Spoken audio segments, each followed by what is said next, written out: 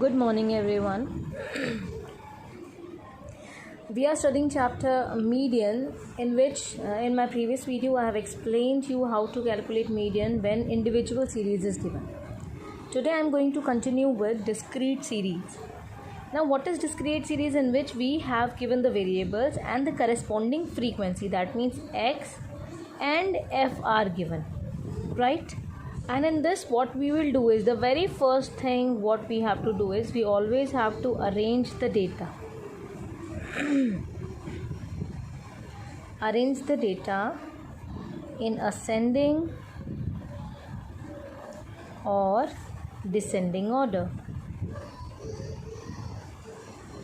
ठीक है, जब हम असेंडिंग और डिसेंडिंग ऑर्डर में इसको कर लेंगे, उसके बाद अब इसमें क्या करना होता है, सेकेंड स्टेप क्या होता है, calculate cumulative frequency.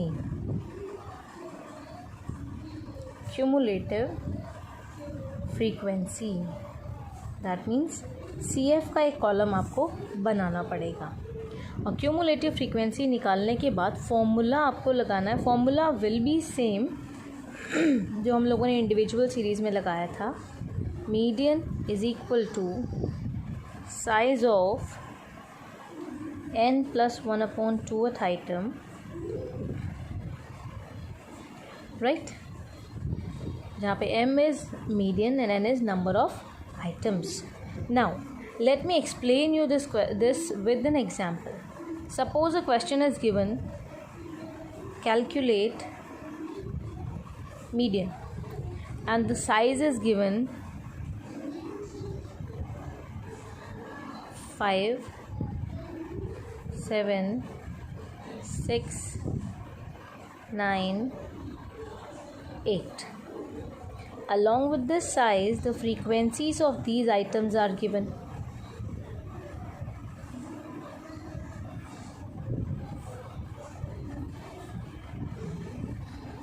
Frequency is given f 4, 3, 1, 4, 7. Suppose this is a question. So the very first thing what we have to do is, we have to first arrange it in ascending order. First, arranging in ascending order. You can arrange it in descending order as well, but the best part is to arrange it in ascending order. Now we will write x. किसको arrange करना होता है, हमें x को arrange करना होता है, frequency उसके साथ चलती है. तो x हो गया 5, 6, 7, 8 and 9. And what about frequency? Frequency as it is नहीं आएगी, जिसके सामने जो फ्रीक्वेंसी है हम वही लिखेंगे. 5 के सामने 4 है, सो 4. 6 के सामने 1, सो 1. 7 के सामने 3, 8 के सामने 7 एंड 9 के सामने 4. तो ये फ्रीक्वेंसी जिसके सामने जो है क्वेश्चन में, वही रहनी चाहिए, राइट. अब सबसे पहले हमने इसे असेंडिंग ऑर्डर में कर लिया. असेंडिंग ऑर्डर में हम सिर्फ x को करेंगे, फ्रीक्वेंसी उनके साथ ही चलेगी, right.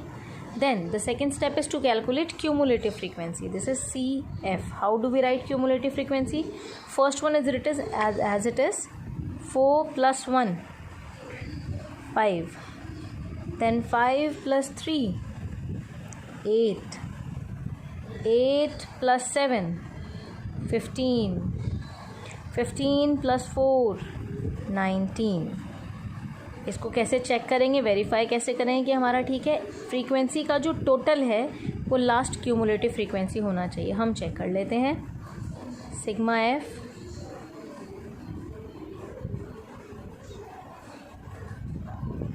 (19), so it is correct. Now we have to find out median. So to find out median, we have to write m formula, size of n+1/2th item.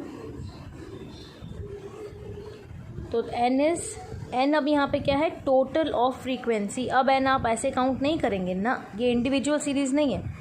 इसमें frequency का जो टोटल है वही आपका n होता है. तो अब यहाँ पे n क्या है, 19 plus 1/2th item. Now this will become 20 upon 2th item.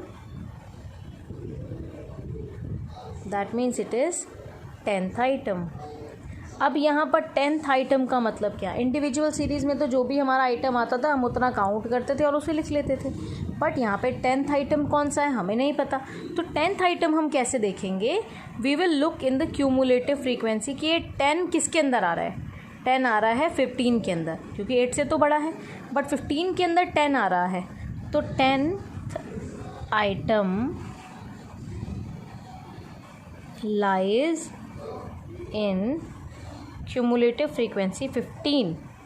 So median is 15 के सामने वाला जो हमारा है x, वो हमारा क्या हो जाएगा? मीडियन. तो median is equals to 8 answer. This is the way you can find out median. तो आप क्यूमुलेटिव फ्रीक्वेंसी के अंदर देखेंगे कहाँ पे हमारा ये आइटम आ रहा है और ठीक उसके सामने वाला जो x है वो हमारा क्या होगा? मीडियन.